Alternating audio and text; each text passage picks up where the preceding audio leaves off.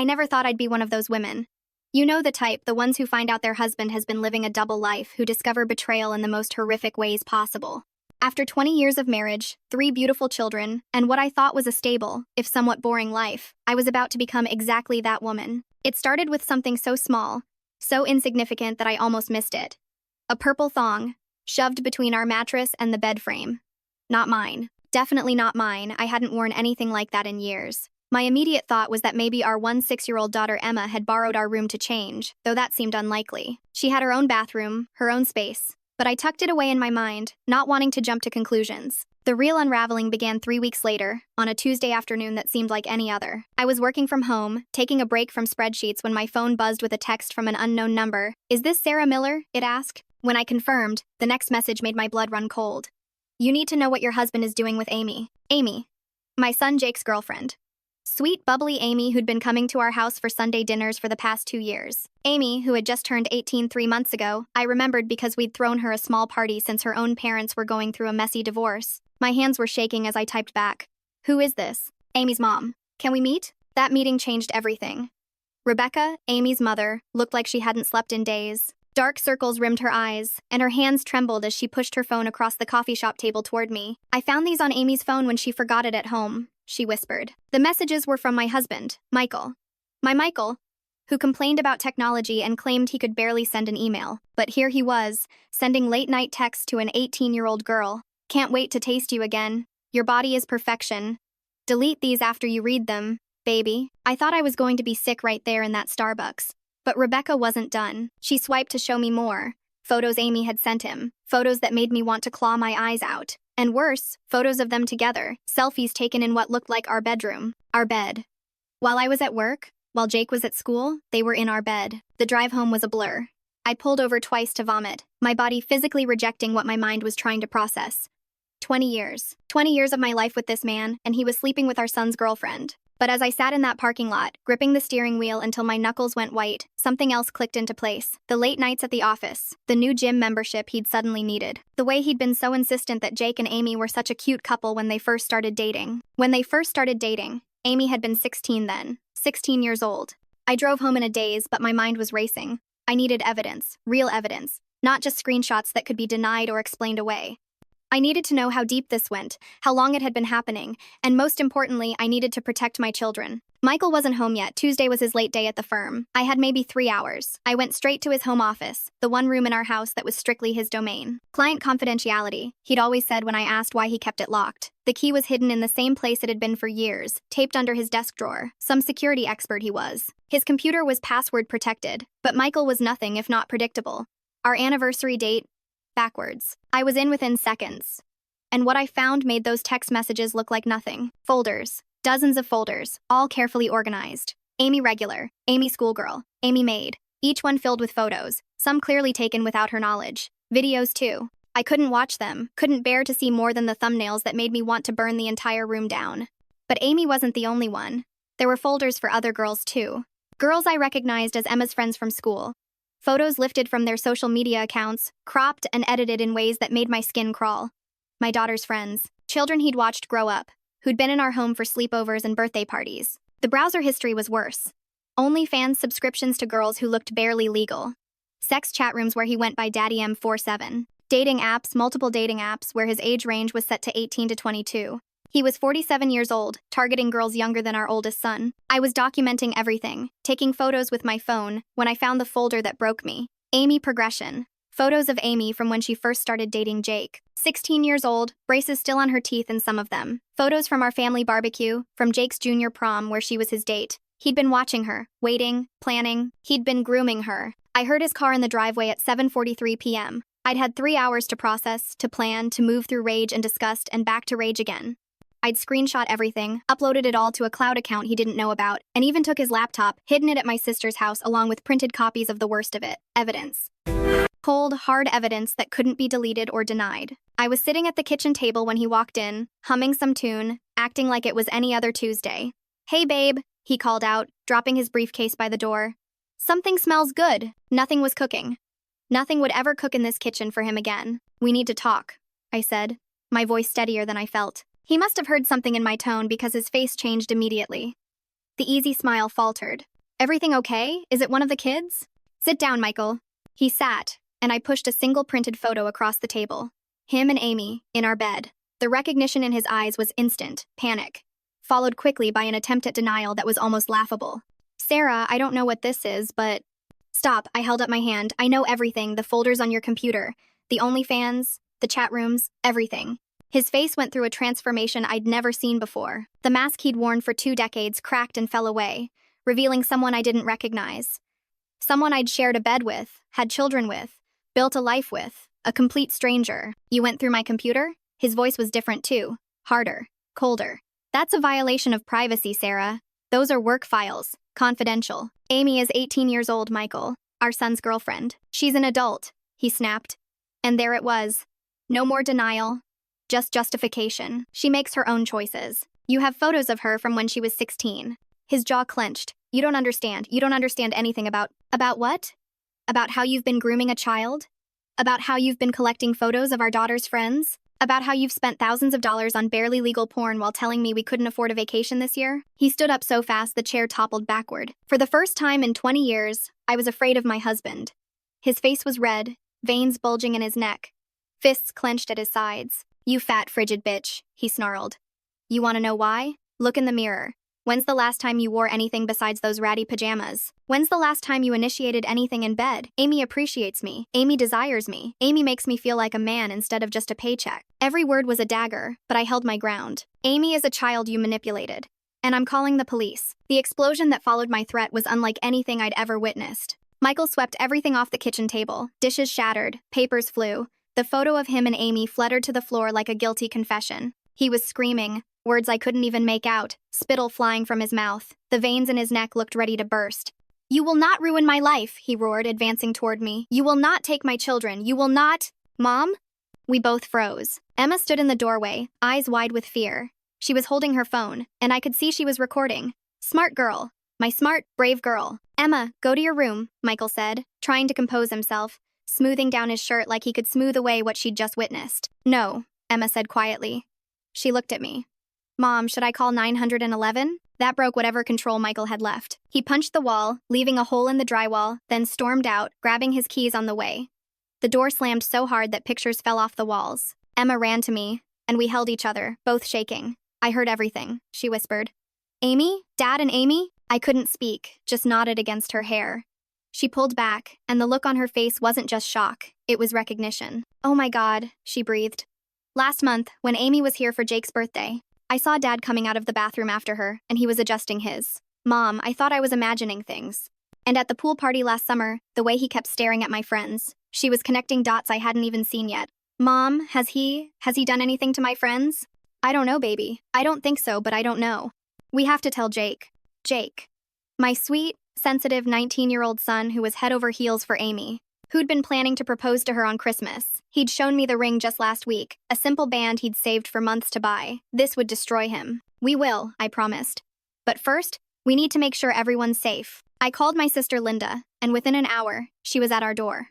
We packed bags for myself and the kids. We weren't staying in that house tonight. Our youngest, 13-year-old Tyler, was confused and scared. But he followed his siblings' lead, trusting us when we said we needed to stay at Aunt Linda's for a while. Jake was at his dorm an hour away. I called him, keeping my voice steady. There's a family emergency. Can you come to Aunt Linda's tonight? Is everyone okay? Is it Dad? Everyone's safe. Just come, please. While we waited for Jake, I did what I had to do. I called a divorce lawyer, a friend of a friend who agreed to see me first thing in the morning. I called the police to report the domestic violence incident, though I didn't mention Amy yet. That would come, but I needed legal advice first. And I called Rebecca, Amy's mom. He's been texting her nonstop, Rebecca said, her voice hollow. Telling her you're crazy, that you're trying to break them apart. She won't listen to me. She says they're in love. Jake arrived at Linda's house just after midnight. The moment I saw his face, concerned, confused, still so young despite being in college, my heart shattered. How do you tell your son that his father has been sleeping with his girlfriend? How do you destroy his world with words? We sat him down in Linda's living room.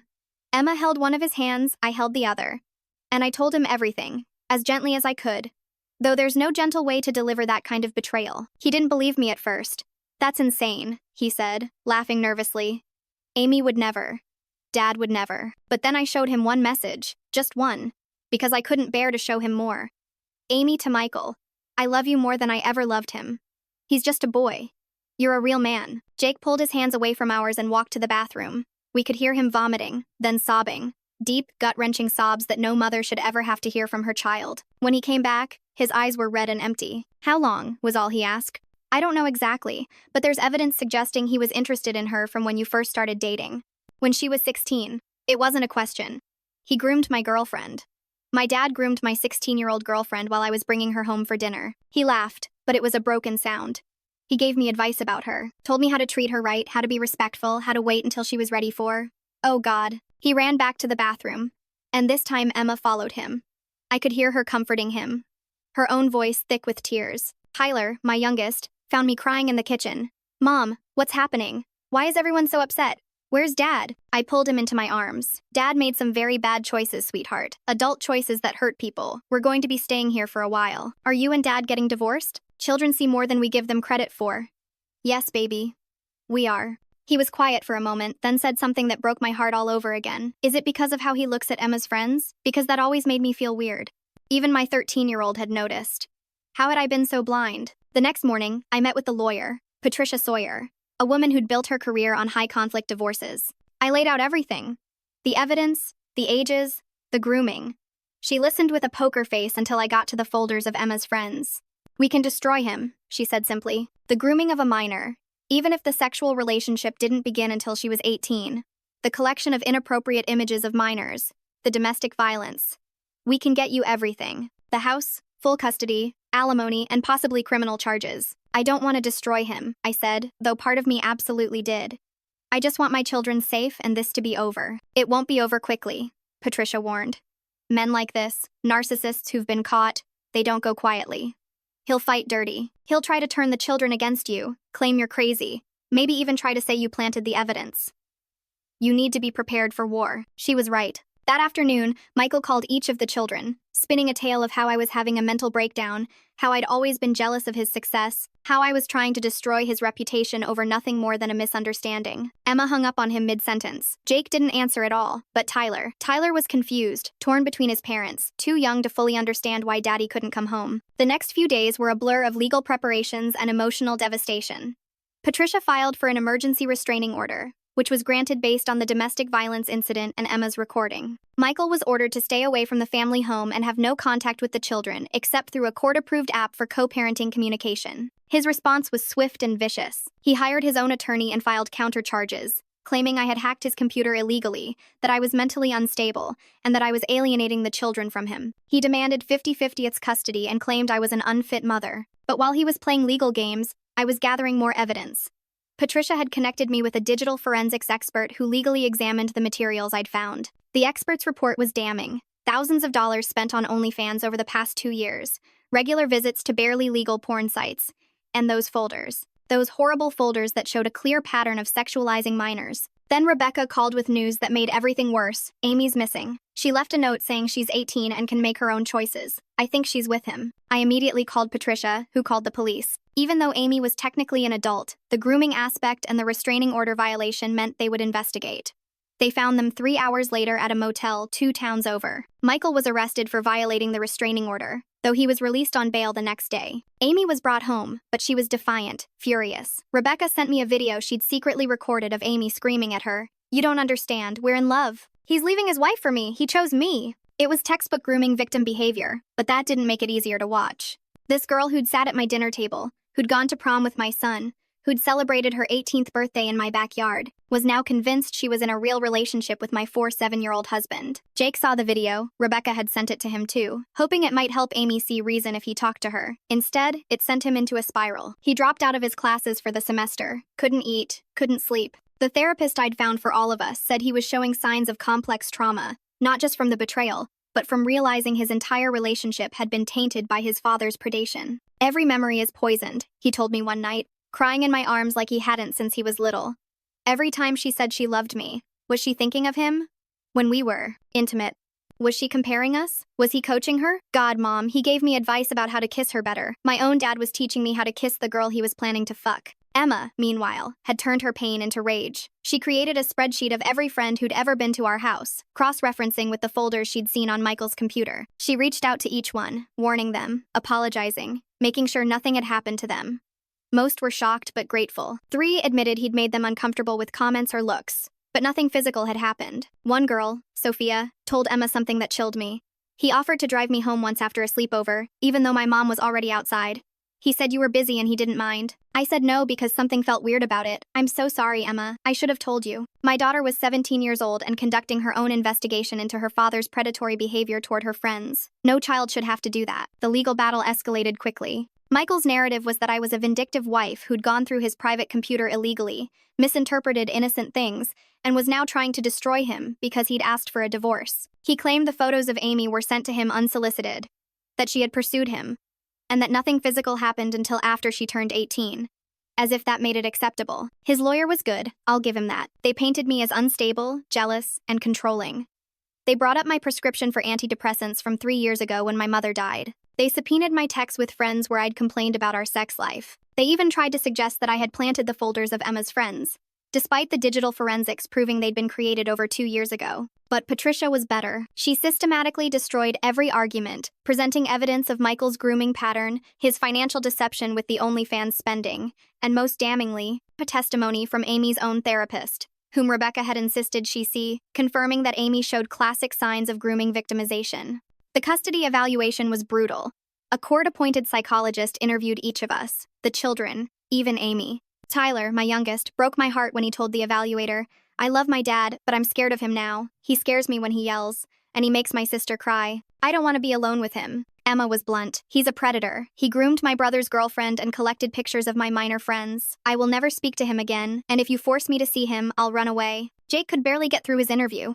He destroyed my ability to trust. My first love, my first real relationship, and he corrupted it. He turned it into something sick. I can't even look at photos from the past 2 years without wanting to throw up. The evaluator's report was unequivocal.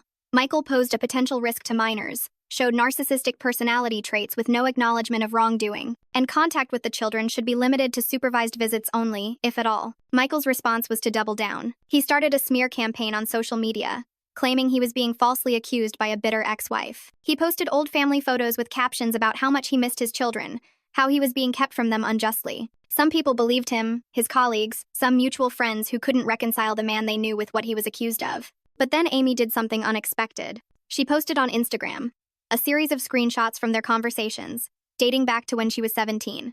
Messages where he called her jailbait as a joke, where he said things like, I wish you were older and it's so hard to wait. The post went viral in our community. Michael was fired from his firm within 24 hours. His lawyer dropped him. His own brother called me to apologize, saying he'd suspected something was off but never imagined it was this bad. And Amy? Amy finally broke. Rebecca called me at 2 a.m., sobbing with relief. Amy had broken down, admitted everything, realized she'd been manipulated.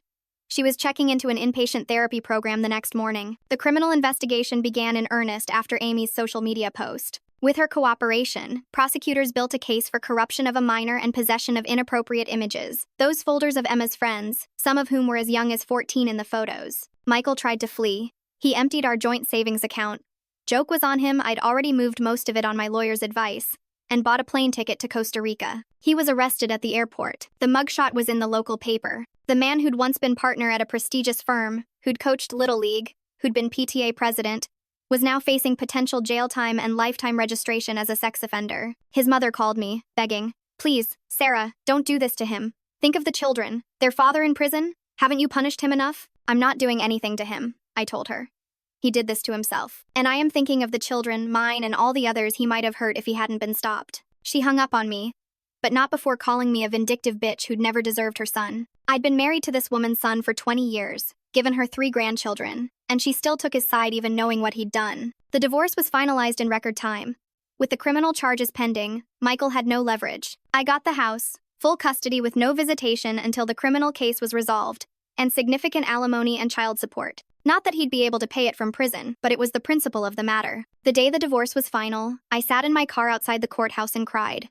Not from sadness, but from relief. And maybe a little from grief, not for the man Michael turned out to be, but for the man I'd thought he was. The father I'd believed he was. The partner I'd trusted. That man had never existed, but I mourned him anyway.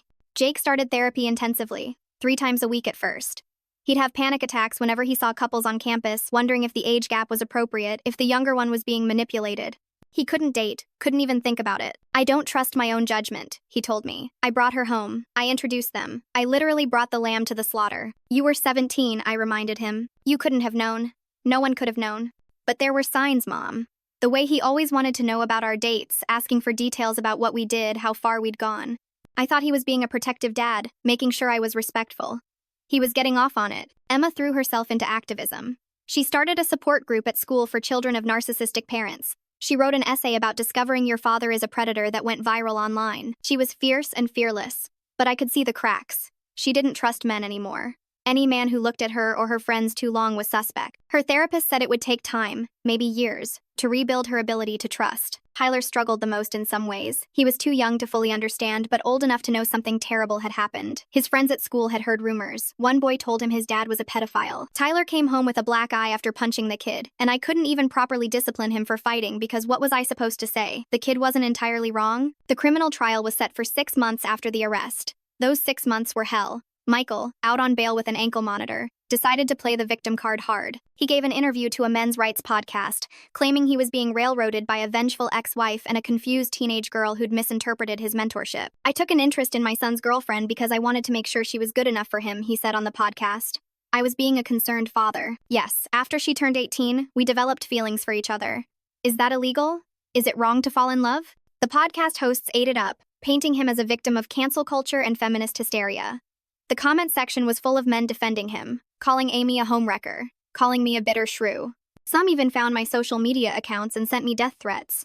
Patricia helped me file police reports for the threats, but the damage to my children was done. Jake's roommate heard the podcast and asked to switch rooms. Emma was harassed at school by boys who said her dad was based and she should stop being a feminazi. Tyler got into 3 more fights. We moved. Not far, just to the next town over, but enough for a fresh start. New schools for Emma and Tyler. Jake transferred to a different college. We all legally changed our last names to my maiden name, Morrison. Fresh start, clean slate. But Michael wasn't done. He showed up at Tyler's new school, trying to pick him up, claiming there had been a family emergency. Thank God I'd warned the school. Security detained him until police arrived. Another restraining order violation, another arrest. This time, bail was revoked. He would await trial in jail. Amy testified at the trial. She was brave, composed, and devastating. She detailed how he'd started with compliments when she was 16, how he'd accidentally walked in on her changing during a sleepover when she was 17, how he'd told her she was more mature than Jake, that she deserved a real man, how the physical relationship started the week after her 18th birthday, when he'd offered to give her driving lessons while I was at work. "He told me we were soulmates," she said, tears streaming down her face. That age was just a number. That his wife didn't understand him. I believed every word. I thought I was special. I was a child, and he knew exactly what he was doing. The prosecution presented everything. The folders, the OnlyFans receipts, the messages, the photos. Michael's defense attorney tried to argue that Amy was a willing participant after 18, that the photos of Emma's friends were just normal family pictures, that the OnlyFans was a private matter between adults. The jury deliberated for less than 3 hours. Guilty on all counts. Corruption of a minor, possession of inappropriate images of minors, and stalking. The sentencing would come later, but he was facing up to 15 years. Michael screamed when the verdict was read. Not words, just a primal, rage-filled scream. He had to be physically removed from the courtroom. As they dragged him past us, he looked right at me and mouthed, "This isn't over." But it was. For us at least, it was. It's been a year now since that Tuesday afternoon when Rebecca showed me those messages. A year since my life exploded and reformed into something I never expected, but have learned to navigate. Michael was sentenced to 12 years in prison with possibility of parole in 8. He'll have to register as a sex offender for life. His mother still writes to him, still believes he's innocent. His brother reached out once to say he was sorry and that he'd cut Michael off completely. I appreciated that. Amy is doing better.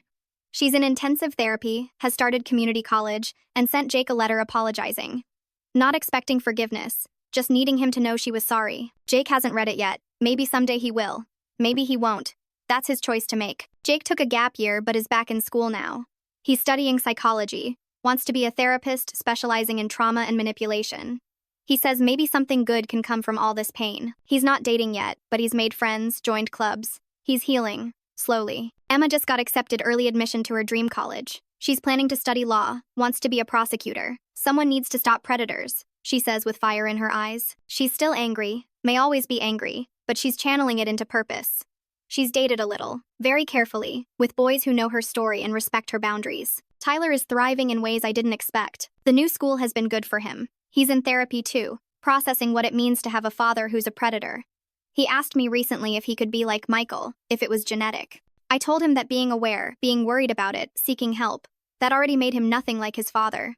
And me? I'm different. Harder in some ways, softer in others. I trust less easily but love more fiercely. I've learned that the signs were there. The way he'd light up when Jake brought Amy around. The way he'd insist on being home when Emma had sleepovers. The comments about my appearance that I'd internalized as my fault. I wasn't stupid or blind, I was gaslit by a master manipulator. I'm in therapy too, processing 20 years of marriage to someone who never really existed. The man I loved was a mask, a performance. The real Michael was the monster who collected photos of children, who groomed a teenage girl, who felt entitled to destroy lives for his gratification. Some days are harder than others. Tyler still asks about his dad sometimes, especially when other kids talk about father-son events. Emma has nightmares where she finds cameras in her room. Jake called me crying last month because he saw a couple at the mall, an older man with a young girl, and had a panic attack wondering if he should intervene. But we're surviving. More than that, we're rebuilding. We have family dinners where we actually talk now. No elephant in the room. No pretending everything is fine when it isn't. We're honest about our pain, our triggers, our small victories. Last week, I ran into Rebecca at the grocery store. We hugged and cried right there in the cereal aisle. Our children were victims of the same predator. Amy and Jake may never reconcile, but Rebecca and I have found an unexpected friendship in shared trauma and shared strength. She told me Amy wanted me to know something. She said to tell you she's sorry. Not just for Jake, but for you too. She says she understands now that you were a victim too. That Michael stole from all of you. He did steal from us. He stole our security, our trust, our innocence in different ways. He stole Jake's first love, Emma's faith in her father, Tyler's stable childhood.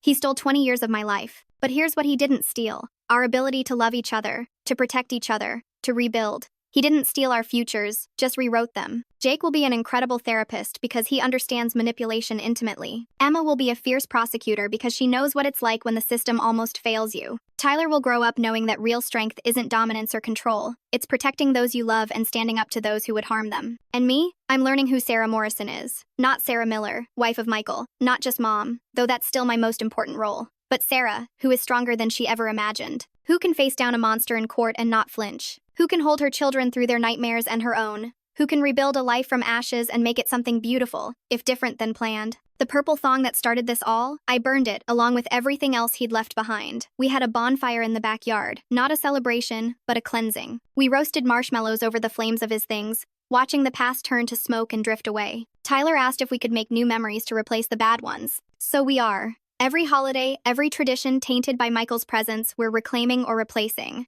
This Christmas, we're going to volunteer at a shelter instead of having the formal dinner Michael always insisted on. Jake suggested it. He says helping others helps him remember there's still good in the world. There is still good in the world. I have to believe that. Have to show my children that. Yes, there are predators who wear masks of respectability. Yes, there are people who will groom and manipulate and destroy without conscience. But there are also people like Patricia, who fought for us in court. Like Rebecca, who had the courage to tell me the truth. Like the prosecutor who made sure Michael couldn't hurt anyone else. Like my sister Linda, who took us in without question. And there's us, broken but not destroyed, wounded but still standing. A family not despite what we've been through, but because of how we've survived it together. Michael thought he was the center of our universe, that we couldn't exist without him. He was wrong. We're not just existing, we're living, healing, growing. We're proof that even when someone tries to destroy you from the inside out, you can survive. You can rebuild. You can even thrive. That's our victory. That's our revenge. Not just surviving Michael Miller, but becoming something he never expected. Whole without him.